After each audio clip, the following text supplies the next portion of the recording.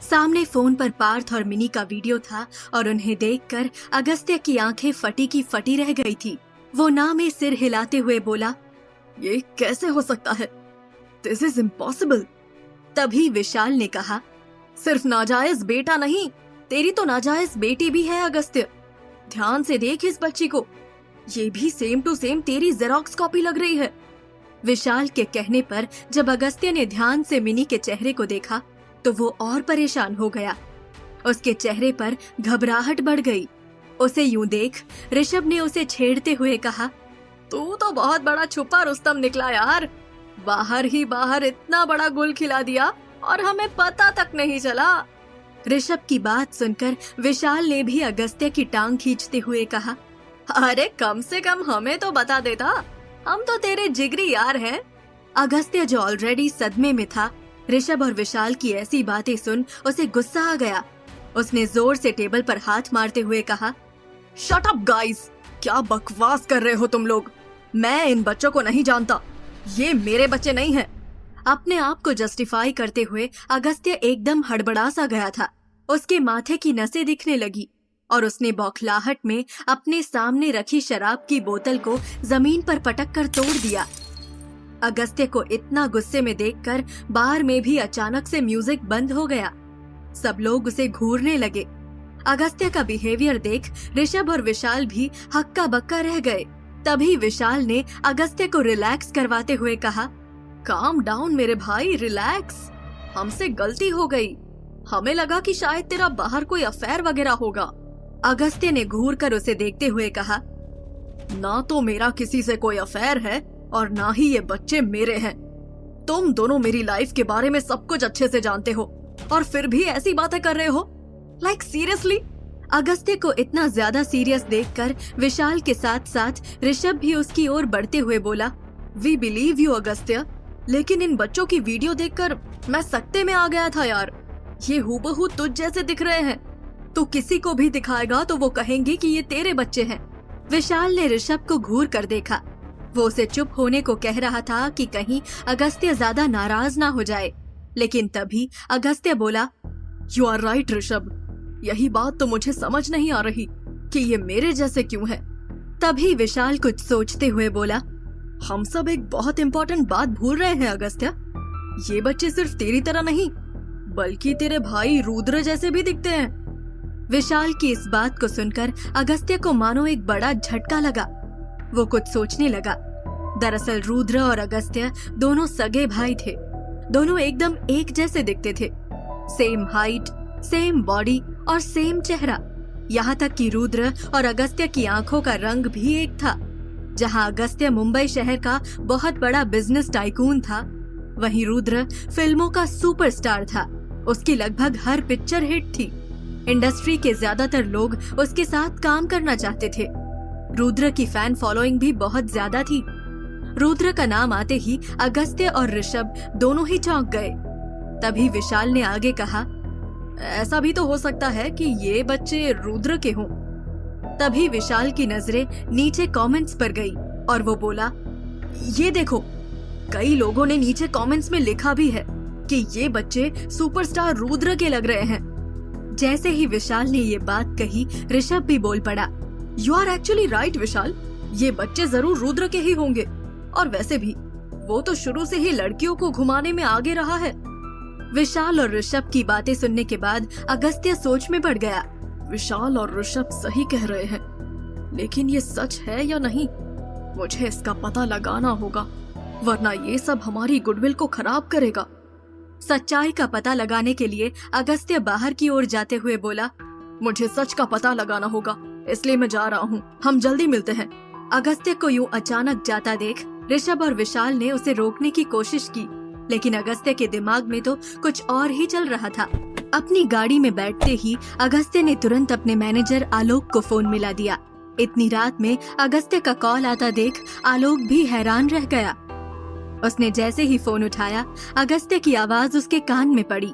I am sorry आलोक, मैं तुम्हें इस वक्त कॉल कर रहा हूँ, लेकिन काम इतना अर्जेंट था कि मैं सुबह तक नहीं रुक सकता था। कहिए सर, क्या काम है? आलोक ने तुरंत पूछा। तभी अगस्त्य ने कहा, मैं तुम्हें एक वीडियो भेज रहा हूँ आलोक, उस वीडियो में जो बच्चे हैं, मुझे उनके पेरेंट्स की पूरी इंफॉर्मेशन चाहिए। वो कहाँ रहते हैं, क्या करते हैं, सब कुछ जानना है मुझे। इतना कहते हुए अगस्त्य ने वीडियो का लिंक आलोक को भेज दिया और आगे बोला, ये काम तुम्हें कल सुबह सूरज निकलने से पहले करना होगा। 8 घंटे का वक्त है तुम्हारे पास। मुझे हर हाल में इन बच्चों की इंफॉर्मेशन चाहिए।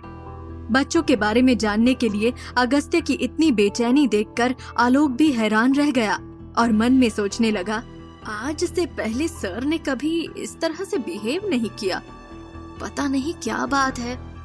ये सोचते हुए आलोक ने तुरंत कहा, नो प्रॉब्लम सर, काम हो जाएगा। इतना सुनते ही अगस्त्य ने फोन रख दिया और आलोक वो वीडियो देख बुरी तरह चौंक गया। अगस्त्य इसके बाद सीधा अपने घर पहुंचा, लेकिन रह रहकर उसका मन बहुत घबरा रहा था। वो बार बार उस वीडियो को देख रहा था। पूरी रात अगस्त्य को नींद नहीं आई और वो करवटें बदलते रहा। उसके मन में काफी बेचैनी थी। वो खिड़की के सामने खड़ा सिगार पी रहा था कि तभी उसका फोन बजा। अगस्त्य ने टाइम देखा तो सुबह के 4 बजे थे और आलोक ने अगस्त्य को फोन कर दिया था। अगस्त्य ने जल्दी से फोन उठाया। क्या पता चला? सर, उन बच्चों के बाप के बारे में तो हमें कुछ पता नहीं चल पाया है, लेकिन हाँ, बच्चों की माँ की तस्वीर मेरे पास है। मैं अभी आपको सेंड कर रहा हूँ। इतना कहते हुए आलोक ने अगस्त्य को एक फोटो भेजी। अगस्त्य ने जैसे ही अपने फोन में फोटो देखी, उसकी आंखें फटी की फटी रह गई। व्हाट? ये अनीशा की बहन के बच्चे हैं? अगस्त्य की बात सुनकर फोन पर मौजूद आलोक बोल पड़ा, ये इन्फॉर्मेशन 100% करेक्ट है सर। ये लेडी इन बच्चों की माँ है। अपनी बात को पूरा करके आलोक ने फोन काट दिया। वहीं अगस्त्य बिस्तर पर ही बैठा रह गया। जहां एक तरफ काव्या की फोटो मिलने के बाद अगस्त्य की जिंदगी में उथल पुथल मच चुकी थी, वहीं दूसरी तरफ काव्या अपने दोनों बच्चों को तैयार करके स्कूल की तरफ ले जा रही थी। कुछ दूर तक पैदल चलने के बाद नन्हे पार्थ और मिनी के पैर थक गए थे। तभी मिनी ने कहा, मम्मा, हमारी स्कूल बस कब लगेगी? मिनी के सवाल पर काव्या को काफी बुरा लगा और उसने मिनी को गोद में उठाते हुए कहा, बहुत जल्द लगेगी बेटा, और वैसे भी रोड से हमें ऑटो मिल जाएगा। मिनी की बातों पर पार्थ ने उसे समझाते हुए कहा, मम्मा सही कह रही है मिनी, और वैसे भी ऑटो वाले भैया कम पैसे लेते हैं और बस में मम्मा को ज्यादा पैसे देने पड़ेंगे। इतने छोटे से पार्थ के मुंह से इतनी समझदारी की बातें सुनकर काव्या भी हैरान थी और मन में सोच रही थी, मेरी वजह से मेरे बच्चों को कितनी परेशानी उठानी पड़ रही है। वक्त से पहले ही मेरा पार्थ बड़ा हो गया है। अभी काव्या ये सब सोच ही रही थी कि तभी बहुत सारी ब्लैक लग्जरी गाड़ियां उनके सामने आकर अचानक से रुक गई। इतनी सारी गाड़ियों को अपने सामने देखकर काव्या और दोनों बच्चे डर गए। तभी एक गाड़ी से 4 बॉडीगार्ड्स बाहर निकले। बॉडीगार्ड्स को देखकर मिनी अपनी माँ से चिपक गई। वहीं पार्थ भी अपनी माँ से लिपट गया। उन लोगों को अपने पास आता देख मिनी ने धीरे से कहा, मम्मा, ये लोग हमें किडनैप करने आए हैं। मिनी की बात सुनकर पार्थ ने गुस्से से कहा, ये तुम क्या कह रही हो मिनी? बी स्ट्रॉन्ग, ऐसा कुछ नहीं होगा। मैं सच कह रही हूँ भैया, मैंने मूवीज में देखा है, बड़े बड़े गुंडे बच्चों को ऐसे ही रास्ते से उठा लेते हैं। आप हमें बचा लोगी ना मम्मा? इतना कहते हुए मिनी की आंखों में आंसू आ गए। तभी काव्या ने मिनी से कहा, आपको कुछ नहीं होगा, आपकी मम्मा है ना आपके साथ। इतना कहते हुए काव्या अपने दोनों बच्चों के आगे उनकी ढाल बनकर खड़ी हो गई। तभी वो चारों बॉडीगार्ड्स सीधे काव्या की तरफ चलते हुए आए। इतने लंबे चौड़े आदमियों को अपनी तरफ आते देख एक पल को तो काव्या भी डर गई, लेकिन उसे अपने बच्चों के लिए मजबूत होना पड़ा। तभी उस बॉडीगार्ड ने काव्या से बड़े प्यार से कहा, मैडम, आपसे हमारे सर मिलना चाहते हैं, प्लीज आप गाड़ी में बैठ जाइए। बॉडीगार्ड की रिक्वेस्ट सुनकर इससे पहले कि काव्या कुछ कहती, पार्थ उसके आगे आकर खड़ा हो गया और बोला, मेरी मम्मा आप लोगों के साथ कहीं नहीं जाएगी। वहीं मिनी भी डरते हुए पीछे से बोली, मम्मा आप मत जाना, ये लोग हमें बेवकूफ बनाने की कोशिश कर रहे हैं। इतने में काव्या ने गुस्से से कहा, ये क्या तरीका है किसी से बात करने का? आप लोग हैं कौन और मेरा रास्ता इस तरह से रोकने का क्या मतलब है? उस गार्ड ने अब पहले से भी प्यार से कहा, आपको परेशानी हुई उसके लिए मैं माफी चाहता हूँ मैडम। दरअसल हमारे सर आपसे मिलना चाहते हैं। लेकिन मुझे आपके सर से नहीं मिलना है। जाइए यहाँ से, नहीं तो मुझे ना चाहते हुए भी पुलिस को बुलाना पड़ेगा। काव्या बॉडीगार्ड से बहस कर रही थी और वहीं बॉडीगार्ड बार बार काव्या से गाड़ी के अंदर बैठने के लिए कह रहे थे। वहीं दोनों बच्चे बुरी तरह से घबराए हुए थे। पार्थ ने मिनी को समझाने की कोशिश की, लेकिन नन्ही मिनी अपने आप को रोक नहीं पाई और फूट फूट कर रोने लगी। वहीं काले शीशे की गाड़ी के अंदर बैठा अगस्त्य सारा मंजर देख रहा था। जब अगस्त्य की नजर मिनी पर पड़ी तो उसका दिल पसीज गया। ओह नो, लगता है इतनी गाड़ियां देखकर बच्चे डर गए हैं। मुझे अकेले में आना चाहिए था। ये सोचते हुए अगस्त्य गाड़ी से जल्दी में उतरा और सीधे काव्या के पास गया। सामने से अगस्त्य को आता देख काव्या के होश उड़ गए। उसे समझ नहीं आया कि आखिर अगस्त्य अब उससे क्या बात करना चाहता था। तब तक अगस्त्य उसके सामने जाकर खड़ा हो गया और काव्या को देखकर मुस्कुराया। लेकिन काव्या का खून खौल उठा और उसने गुस्से से कहा, ओह, तो तुम हो इन लोगों के बॉस? इतनी बड़ी कंपनी के मालिक हो, लेकिन मैनर्स जरा भी नहीं है। इस तरह बीच सड़क में कौन किसी का रास्ता रोकता है? तुम्हारी वजह से मेरे बच्चे भी डर गए। काव्या की बात सुनकर अगस्त्य ने दोनों बच्चों की तरफ देखा। मिनी की आंखों से आंसू अब भी टपक रहे थे। उसने जल्दी से माफी मांगते हुए कहा, आई एम सॉरी काव्या, मुझे इस तरह आपको नहीं रोकना चाहिए था। एक्चुअली मैं यहाँ आपको परेशान करने नहीं आया, बल्कि आपके लिए एक ऑफर लेकर आया हूँ। काव्या को अगस्त्य की बातें बिल्कुल समझ नहीं आ रही थी। इससे पहले कि काव्या कोई और सवाल करती, अगस्त्य ने काव्या के हाथ में एक कॉन्ट्रैक्ट पकड़ा दिया और बोला, ये आपके लिए एक जॉब ऑफर है। मैं चाहता हूँ कि आप कल से ही हमारी कंपनी ज्वाइन कर लें। इस कॉन्ट्रैक्ट के हिसाब से हमारी कंपनी आपको 10 साल के लिए साइन कर रही है और इस बार सैलरी पिछली बार से कहीं ज्यादा है। अगस्त्य की बातों को सुनकर काव्या का मुंह खुला का खुला रह गया। उसे अपने कानों पर यकीन नहीं हो रहा था। वहीं बच्चों को ज्यादा कुछ तो समझ नहीं आया, लेकिन वो इतना समझ गए कि ये आदमी उनकी मम्मी के लिए जॉब लेकर आया है। ये सुनते ही रोती हुई मिनी के चेहरे पर मुस्कान आ गई और उसने एक्साइटेड होते हुए कहा, वाओ, ये अंकल गुंडे नहीं हीरो है मम्मा। मिनी की बात सुनकर अगस्त्य हल्का सा मुस्कुराया और उसकी सारी अटेंशन मिनी की तरफ चली गई। अगस्त्य मिनी से बात करने के लिए नीचे झुक ही रहा था, तभी पार्थ ने गुस्से से मिनी को वापस पीछे खींच लिया और बोला, हम स्ट्रेंजर से बात नहीं करते मिनी।